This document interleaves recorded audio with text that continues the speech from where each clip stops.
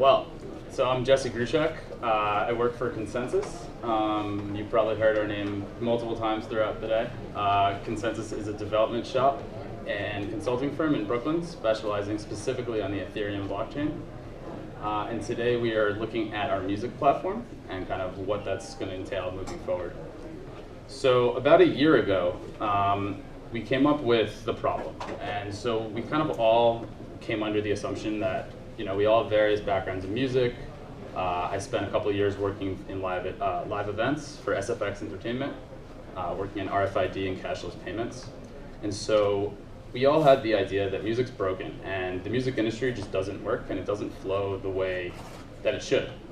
It was built 100 years ago and it never really changed, never really adapted to the internet, and this is a problem. So last year we launched the problem.wtf, that is a web URL, and basically it's a call to action for artists and collaborators and consumers basically to say, hey, look, there's a problem and we need to address it because it's not getting fixed anytime soon, and the streaming services that everyone's getting so used to is really just putting the control back in the hands of the music industry and the big players, and that was taken away with piracy, and not piracy, sorry, with downloads. With musical, when you were able to download music, that kind of, everyone owned everything, and that's changed in the last few years. Music's gone towards a streaming model where, as a consumer, it's great because we pay $10 a month and we get access to all the music in the entire world.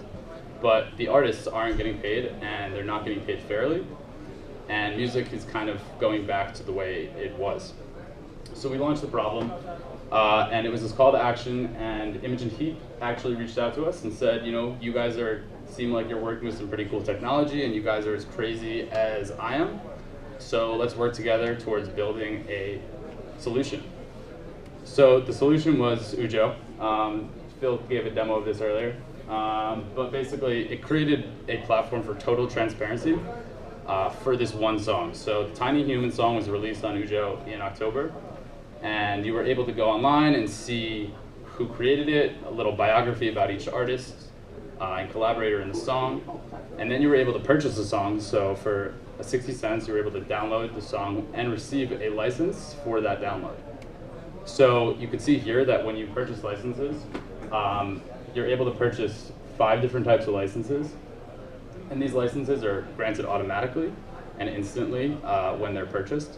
So you could purchase the download for 60 cents, you could purchase the stems for $45, and the stems are the pieces of the song, the drums, the vocals, the pieces that make up the song fully when created digitally. And the purpose of purchasing stems as a producer is that you can use these to remix and recreate. So then there's a policy with the stems additionally that basically said, if you're going to use my stems and then publish a song, Imogen is going to receive 50% of the revenue from that derivative work. So it's kind of hinting towards what we're working at. And here's kind of the distributions. You could see the breakdown. And this is also pretty cool because you can see every single person that's buying your song. So you're going to have, granted, their Ethereum addresses, so they're not, you know, specified to a specific person yet. But at ConsenSys, we're working on identity management, and as well as identity management in the music industry. And so that means that you would have a persistent digital identity throughout the internet, something that doesn't really exist today. And that identity would be tied to an Ethereum address. So what? So what does this do? This platform was really, it was a demo of what this technology is capable of, but it really didn't show much. It didn't show anything besides that if you own all the rights and all the production of your song, then you can create a platform like this.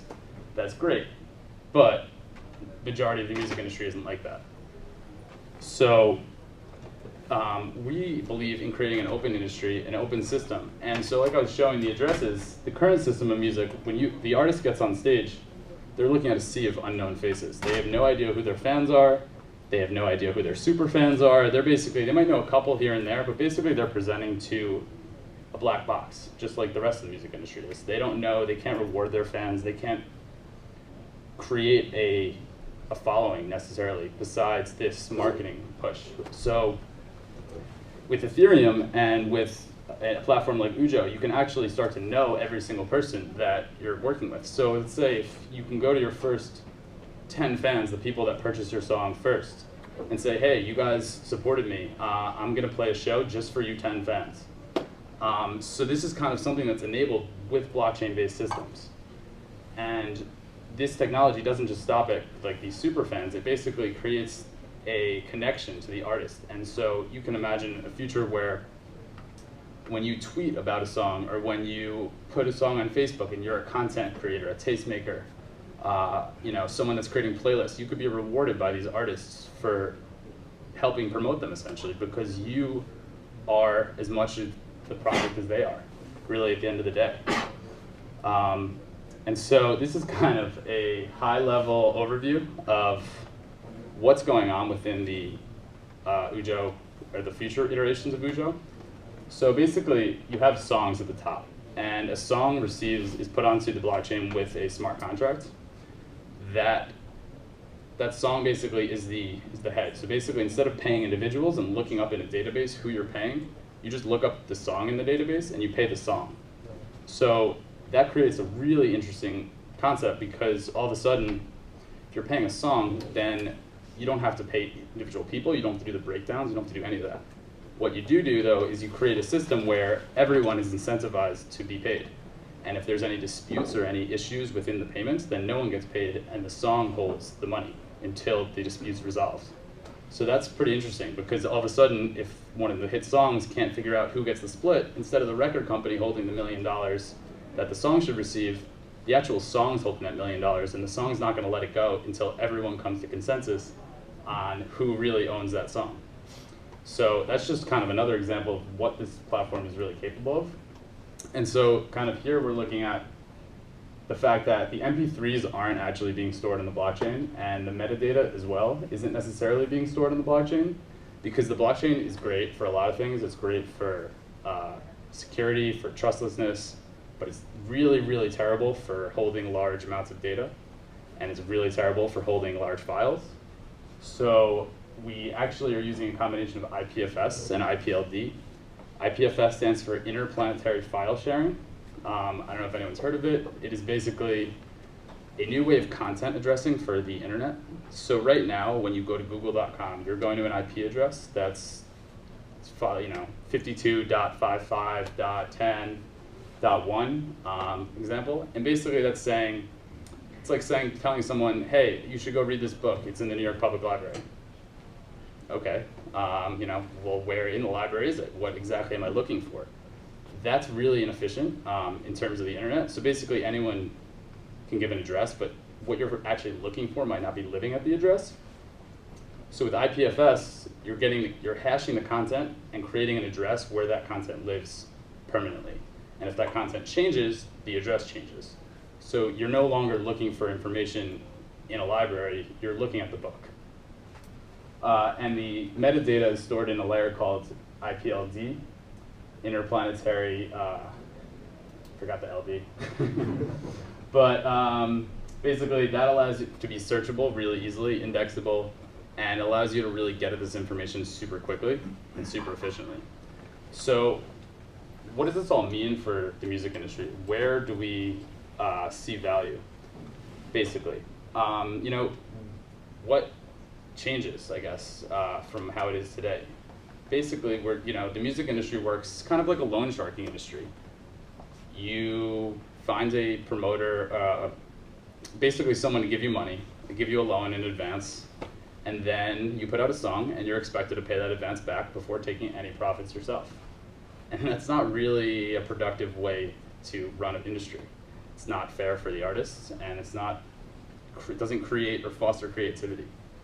And copyrights are kind of the crux of all this and especially in the United States. So when you talk about copyrights, you're mostly talking about mechanical royalties. So I don't know if anyone knows what this is, but this is a player piano drum from 1900, and that's where the term mechanical royalty comes from. So basically, we're collecting royalties that were named after this. So, I mean, it's really, really outdated to the point where it doesn't really make sense anymore. So we spent a bunch of months kind of looking through the copyright and seeing if there was any way to kind of avoid or go around it. And at the end of the day, there really isn't if you really want your music to be protected. So we are working with a large number of copyright holders, a large number of bigger players in the music industry to basically come to some type of decision on what to do. And this global database is a really interesting concept. It's so interesting, in fact, that they tried it once.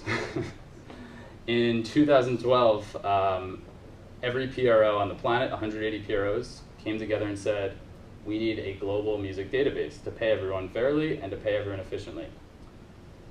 They spent about $14 million hiring Deloitte and doing a ton of research, trying to figure out how to build this global database.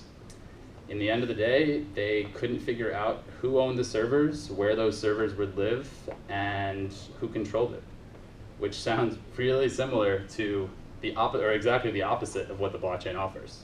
So if you were to build the GRD or rebuild the GRD, we'll construct the GRD for the first time on the blockchain, you're talking about a system that can be owned by everyone, not just the biggest industry players, as well as artists, fans, anyone who really wants to contribute can kind of join in. So Ujo Music is not a product yet. It is a concept, a demo of sorts, basically saying that the music industry, and this doesn't just apply to the music industry, so we're basically looking at all creative industries, and this can apply to art as well.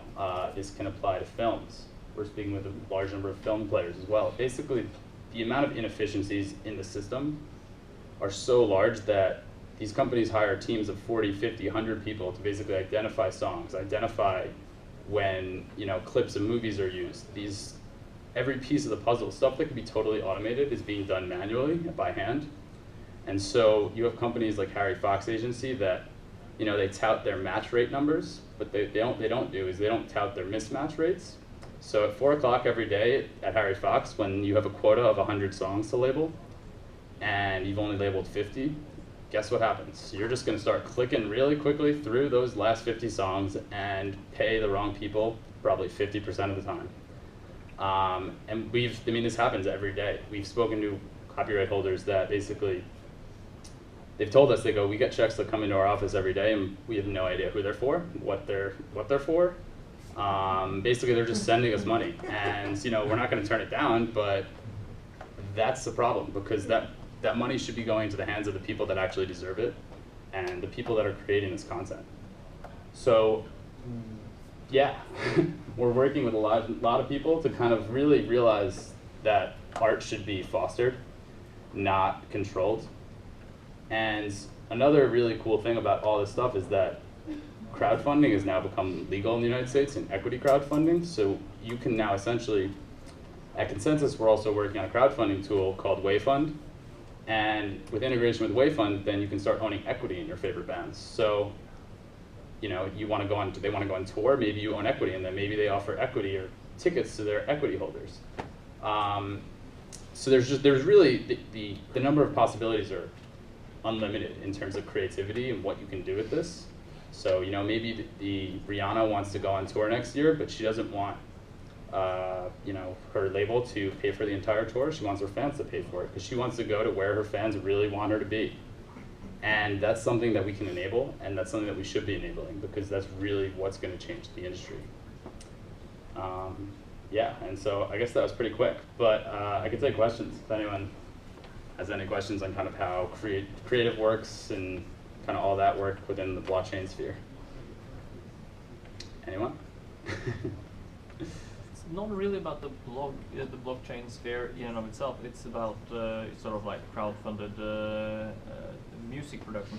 I think it's called iMusic Digital or something. There's a publishing company for music that sort of takes small payments Right. to publish your media on different servers. What is the big difference, apart from decentralization, between that and this? So there isn't necessarily a huge difference, but the big difference would be that if we're all contributing to a global database of music or a global database of art or film, we can start to there's the synergies between the different systems are endless, really. So you're looking at, you know, we live in a very document-driven world, and that's not how the internet works. That's not how music works anymore. Because you know, the next 100 million music songs that are going to be created, probably half of them won't be created with guitars. So you know, they'll be created on laptops and digital audio workstations. And this data and this music should be flowing as freely as it does, right? So, I mean, you look at SoundCloud, and the resurgence of electronic music, at least in the United States, was because of remixes. It was because these electronic artists were remixing popular songs. They were making dance versions of, you know, all the top 100 hits. And that caused a huge resurgence of electronic music, and it basically brought electronic music to you know, a point where companies said they were spending $1 billion on dance music. And it was just pretty crazy, but the problem was these all started getting taken down, and SoundCloud continues to pull down music because it's unlicensed, and it's impossible to acquire these licenses. So when you're enabling systems that have instant licensing, instant payments, instant basically transfers, you can create derivative works that pay the people that should be getting paid. So if I want to remix your song, why do you really have to have a say in it if I'm paying you, right? Do you know, if I'll give you 50% of the revenue, maybe you hate it, and maybe you know, it's absolutely the worst thing you've ever heard and you want to pull down, you should have that opportunity as well. But you know, I should also have the opportunity to pay you if I want for that song and for remixing, instead of just having it pulled off the internet and basically stifling creativity. There's a whole YouTube segment on this as well. Absolutely, yeah, no, absolutely. YouTube YouTube actually has been thought to be destroying a lot of creativity because of the way they handle copyrights, because they deal with a lot of these large players and they don't necessarily deal with the artists.